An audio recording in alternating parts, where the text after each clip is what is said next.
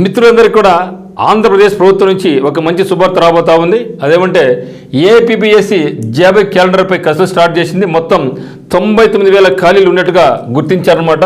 So దాంట్లో చూస్తే మనకు రెవెన్యూ శాఖలో 13,000 ఖాళీలు, ఉన్నత విద్యాశాఖలో 7,000, విశ్వవిద్యాలయాల్లో 3,000, పురపాలక పట్టణాభివృద్ధి శాఖల్లో 27,000, మరి నైపుణ్యాభివృద్ధి శిక్షణ విభాగంలో 22,600 పోస్టులు, వ్యవసాయ శాఖలో 3,000, పంచాయతీరాజ్ శాఖలో 26,000, మరి మహిళా శిశు సంక్షేమ శాఖ నుంచి 2,400, ఇంకా ఇవి కాకుండా 24 విభాగాల్లో మొత్తం మనకు 99,000 ఉద్యోగాలు వచ్చే అవకాశం ఉందన్నమాట.